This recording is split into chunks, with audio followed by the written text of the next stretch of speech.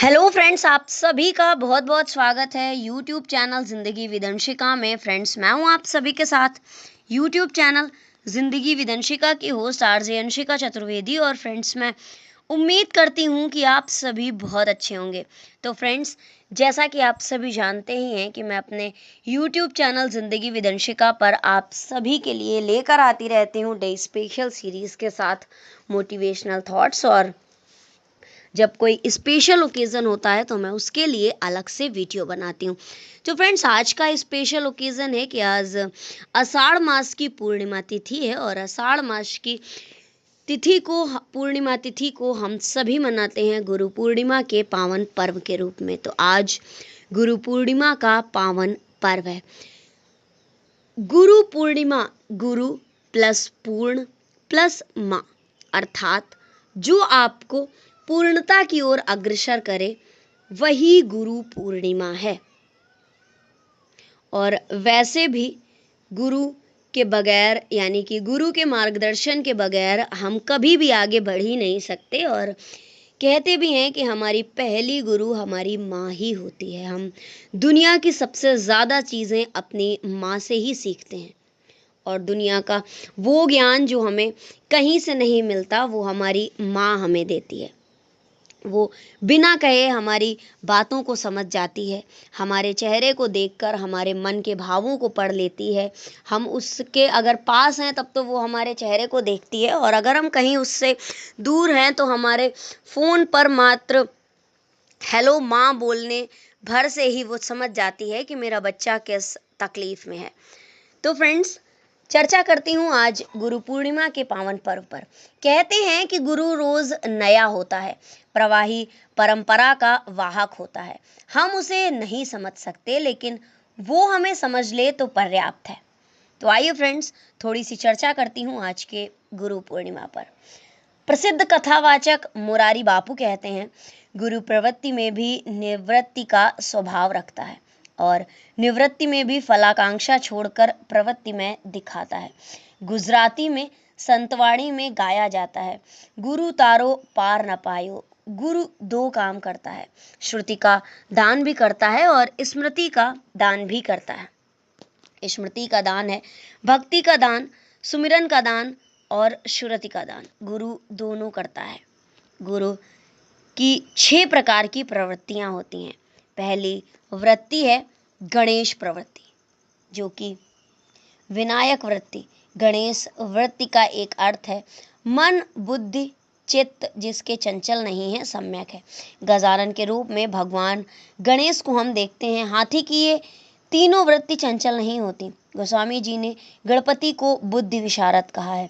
अन्य प्राणियों की तुलना में हाथी चिंतनशील होता है। आंखों को आधा खुली रखना चिंतन का प्रतीक है। जिसका चिंतन मनन निर्णय मन बुद्धि चित्त में चंचल नहीं है, वही गणेश है।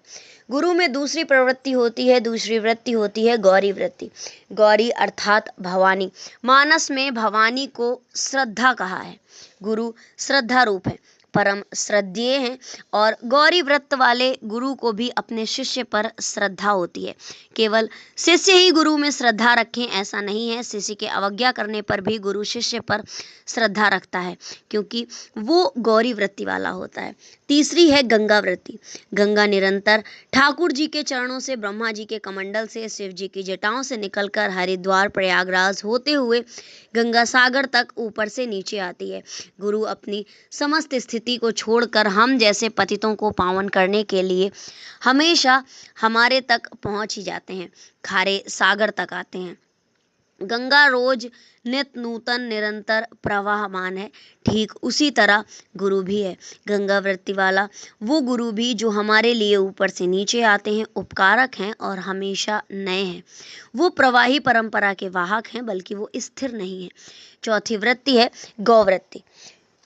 गुरु भगवान गाय जैसे होते हैं, सरल स्वभाव नमन कुटिलाई, जथा लाभ संतोष सदाई।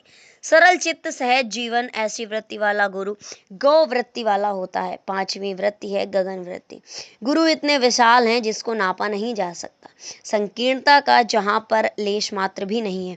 आकाश में शुक्र ग्रह भी है और अशुभ ग्रह भी हैं। उसकी विशालता जीती नहीं जा सकती। छठी वृत्ति है गुणग्राही वृत्ति, जहाँ से लोगों को सत्य मिलेगा और वो ले लेगा। इस विचार से आत्मसात करते हुए संत हंस गुण गहई पे हरि परिहरिवारी विकार, ये गुणग्राही वृत्ति है। एक गुरु होते हैं, परम गुरु शिव हैं, परम गुरु ऐसी स्थिति है जो सामान्य दृष्टि से दिखेगी नहीं, लेकिन सब उसकी कृपा से चलता है। दूसरे हैं सदगुरु। सदगुरु दिखते हैं, उन्हें सब प्रेम करते हैं, जड़ चेतन प्राणी जीव जंतु तारे सितारे ग्रह नक्षत्र और सबको वो प्यारे लगते हैं। तीसरे हैं जगत गुरु। कृष्णम वंदे जगत गुरु। आदि गुरु शंकराचार्य, वल्लभाचार्य, निम्बारकाचार्य जगत गुरु हैं। जगत गुरु वो हैं जिनकी जय जयकार होती है। और एक होता है कुल गुरु। जब कुल गुरु विकृत होते हैं तब आश्रित विद्रोह करता है। भगवान राम के रघुकुल में समुद्र को ये सम्मान मिला, लेकिन समुद्र ने जब सही उपाय नहीं बताया तो भगवान राम ने भी विद्रोह किया। असुरों के कुल गुरु हैं शुक्राचार्य। बलिराज जब दान का संकल्प के जल में बाधक बने तो विद्रोह हुआ। विनय पत्रिका में लिखा है कि बलि ने गुरु का विद्रोह कर गुरु को त्याग दिया। शास्त्रों के चिंतन व दर्शन से ईश्वर समझ में आ भी जाए, लेकिन गुरु तारो पार न पायो। गुरु को पार पाना बहुत कठिन है। गुरु को समझने की कोशिश भी ना करें। उसने हमें समझ लिया, बस यही पर्याप्त है। वो हमें समझकर हमें काबिल बना दे, वही बहुत है। परब्रह्म से साक्षात्कार कराते हैं गुरु। स्कंद पुराण के उत्तर खंड में गुरु को लेकर पार्वती जी की जिज्ञासाओं का समाधान भगवान शंकर करते हैं, जिसे गुरु गीता कहा जाता है। गुरु गीता के आलोक में क्या है, गुरु का महत्व क्या है, आइए मैं साझा करती हूँ आप सभी के साथ। एक साधक के आध्यात्मिक जीवन में गुरु की भूमिका आधारभूत व निर्णायक होती है। साधना के आरंभ में गुरु मात्र पथ प्रदर्शक प्रतीत होते हैं, लेकिन धीरे धीरे सने सने साधक का जीवन पूर्णतया गुरु के निर्देशन में संचालित होने लगता है। अब आखिर गुरु होता कौन है? गुरु की भक्ति किस प्रकार की जा सकती है और शिष्य का गुरु के प्रति किस प्रकार का समर्पण होना चाहिए?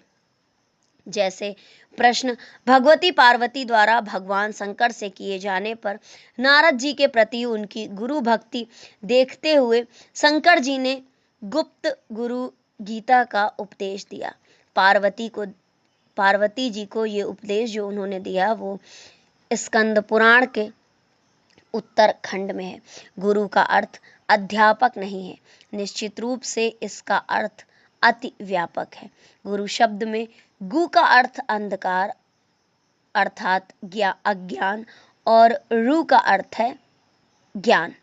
गुरु अज्ञानवासकारी सच्चिदानंद घन परमात्मा है। गुरु को केवल वे ही खोज सकते हैं जिनके भीतर सत्य को जानने की अदम्य क्षमता होती है, अदम्य प्यास होती है। गुरु को जो जानता है उसे गुरु जी जो जानते हैं उसे बताते नहीं, बल्कि उसे अनुभव करा देते हैं।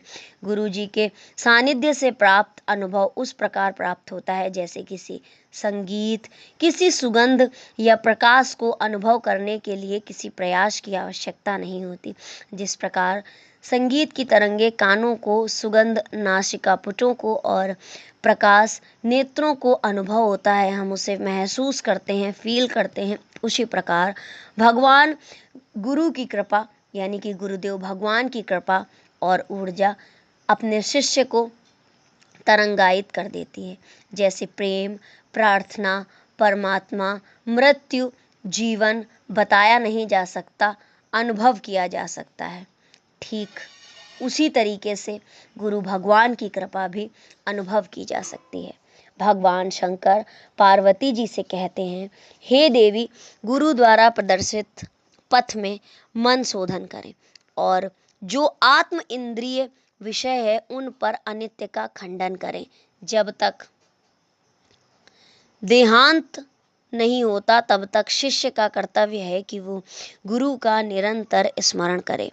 गुरु से कुछ भी पाने के लिए सबसे पहले समर्पण आवश्यक है। समर्पण सबसे पहली आवश्यकता है। शिष्य को मन, बुद्धि, इच्छा, कामना, वासना एवं अहंकार का पूर्णतया समर्पण कर देना चाहिए। तब शिष्य के सुख दुख, ताप शाप आदि का पूर्ण दायित्व गुरु का हो जाता है, यानी कि अब उसके हर एक चीज की जिम्मेदारी गुरु भगवान की हो जाती है और वो गुरुदेव भगवान अपने शिष्य की रक्षा करते हैं, उसके शारीरिक, मानसिक, आत्मिक कष्टों का निवारण करते हैं। गुरु मात्र शरीरधारी पुरुष नहीं है। गुरु वो हैं जो शम, दम, उपरति, तितीक्षा, श्रद्धा और समाधान जैसी संपदाओं से वंदनीय है। भगवान शंकर जी पार्वती जी से कहते हैं कि शिष्य को शरीर, मन, प्राण को गुरु चरणों में अर्पित कर देना चाहिए। समर्पण की ये भावना शिष्य की गुरु से तद्रूपता करा देती है और फिर शिष्य और गुरु परमात्मा की ऐसी त्रिपुटी बन जाती है जिसमें शिष्य की बुद्धि ऋतंबरा प्रज्ञा हो जाती है, जिसमें केवल सत्य का ही साक्षात्कार होता है। गुरुदेव भगवान की महिमा सर्वत्र है। भगवान मर्यादा पुरुषोत्तम प्रभु श्री राम के गुरु वशिष्ठ, लीलाधर भगवान कृष्ण के गुरु संदीपनी, अर्जुन के गुरु कृष्ण, नचिकेता के गुरु यमराज, जनक के गुरु अष्टावक्र, शंकराचार्य के गुरु गोविंद पदाचार्य, मीरा के गुरु रैदास, कबीर के गुरु रामानंद, रामकृष्ण परमहंस के गुरु तोतापुरी, विवेकानंद जी के गुरु रामकृष्ण परमहंस यानी कि स्वामी विवेकानंद जी के गुरु रामकृष्ण परमहंस रहे हैं। शिवाजी के गुरु रामदास, दयानंद जी के गुरु विरजानंद जी, ज्ञानेश्वर जी के गुरु निवृत्तिनाथ थे। इन गुरुओं ने ही अपने शिष्यों की ज्ञान ज्योति को प्रज्वलित किया जिससे कि वो महानता को प्राप्त हो सके। ये ज्ञान ज्योति आध्यात्मिक एवं आत्म ज्योति है जो बिना सद्गुरु के संभव नहीं है। अर्थात गुरु वो है जो अज्ञान को निवृत्त कर परब्रह्म का ज्ञान करा ही देता है। तो फ्रेंड्स, बस इतना सा था गुरु पूर्णिमा पर आप सभी के साथ जो जानकारी मुझे हासिल करनी थी, जो कहीं से मुझे मिली थी, तो मुझे लगा अपने YouTube फैमिली से मुझे शेयर करनी ही चाहिए। तो फ्रेंड्स, गुरु जी के मार्गदर्शन के बगैर हम अपने जीवन में सफलता प्राप्त कर ही नहीं सकते। उनके दिखाए रास्ते पर चलकर निश्चित तौर पर हम एक बेहतर जीवन जी सकते हैं। तो गुरुदेव भगवान की कृपा दृष्टि आप पर और आपके परिवार पर हमेशा बनी रहे। इसी तरह की कामना के साथ आप सभी को एक बार गुरु पूर्णिमा पर्व की ढेर सारी शुभकामनाएं। जय गुरुदेव भगवान की। Thank you so much. Thanks for watching and thanks for supporting. Bye bye and take care.